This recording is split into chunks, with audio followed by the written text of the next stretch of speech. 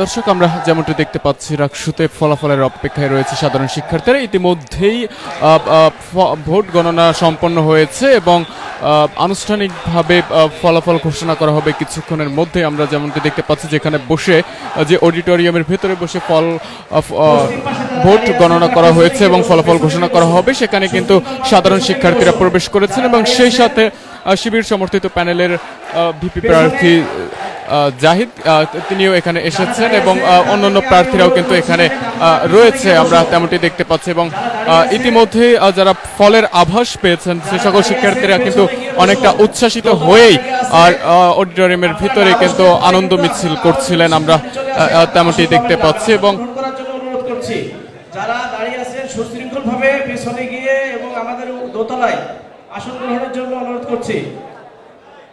আপনারা আসন গ্রহণ করলে ফলাফল শুরু হবে, দাঁড়িয়ে না থেকে এখনো যারা দাঁড়িয়ে আছেন।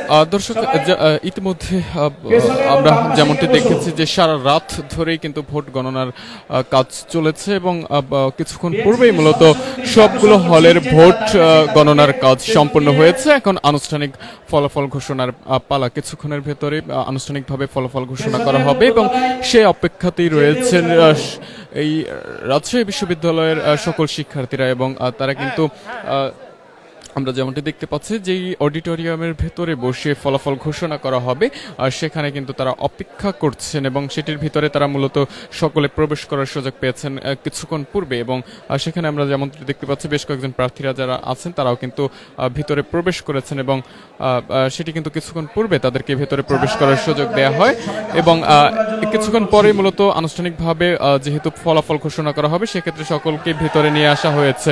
আমরা যেমনটি দেখতে পাচ্ছি যে সাধারণ শিক্ষার্থীরা যারা আছেন তারা একের পর এক আনন্দ মিছিল দিচ্ছেন এবং উচ্ছ্বাসিত হয়ে কিন্তু স্লোগান দিচ্ছিলেন। এই মুহূর্তে আমরা কিন্তু তেমনটি দেখতে পাচ্ছি শিবির সমর্থিত যে ভিপি প্রার্থী জাহিদ রয়েছেন তার নাম ধরে মূলত স্লোগান দিচ্ছিলেন শিক্ষার্থীরা। সবাইকে আসন গ্রহণ করার জন্য অনুরোধ করছি। কর্তৃপক্ষের পক্ষ থেকে মূলত আসন গ্রহণ করার জন্য বলা হচ্ছে, কারণ কিছুক্ষণের ভেতরেই তারা আনুষ্ঠানিকভাবে এই রাকসু নির্বাচনের ফলাফল ঘোষণা করবেন এবং জানাবেন যে মূলত রাকসুর আগামী এক বছরের জন্য কে হতে যাচ্ছে ভিপি, কে হচ্ছে জিএস এবং কে হচ্ছে এজিএস, অর্থাৎ আগামী এক বছরের জন্য কে নিচ্ছে রাকসুর দায়িত্ব, কে হচ্ছে রাকসুর নতুন প্রতিনিধি, সেটি কিন্তু জানা যাবে একটু পরে এবং আনুষ্ঠানিকভাবে ফল ঘোষণার মধ্য দিয়ে। সে কারণে কিন্তু বারবার কর্তৃপক্ষরা বলছেন যে তাদেরকে শান্তভাবে ভিতরে বসার জন্য এবং কিছুক্ষণের ভেতরে যারা সুশৃঙ্খলভাবে এবং সম্পূর্ণভাবে সফলভাবে তারা যাতে ভোট গণনার কাজ যেমনভাবে শেষ করেছেন এবং ফলাফলও যেন ঘোষণা করতে পারেন। ইতিমধ্যে ফলাফল ঘোষণা করার উদ্দেশ্যে মূলত অডিটোরিয়ামে সকলে প্রবেশ করার অনুমতি দিয়েছেন এবং সকলে আসার পরে আমরা যেমনটা দেখতে পাচ্ছি যে তারা কিছুক্ষণের ভেতরে এই আনুষ্ঠানিকভাবে ফলাফল ঘোষণা করবেন।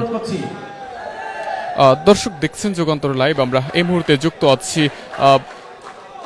রাজশাহী বিশ্ববিদ্যালয়ের কবি নজরুল অডিটোরিয়ামের ভেতর থেকে। এই অডিটোরিয়ামের ভেতরেই মূলত ফলাফল ঘোষণা করা হবে আনুষ্ঠানিকভাবে এবং সেই প্রস্তুতি কিন্তু ইতিমধ্যে সম্পূর্ণ হয়েছে। আমরা যেমনটি দেখতে পাচ্ছি কিছুক্ষণের ভেতরেই তারা এই আনুষ্ঠানিকভাবে ফল ঘোষণা করবেন। আমরা সরাসরি সেই ফলাফল ঘোষণার সরাসরি সম্প্রচার করব এবং সেই সাথে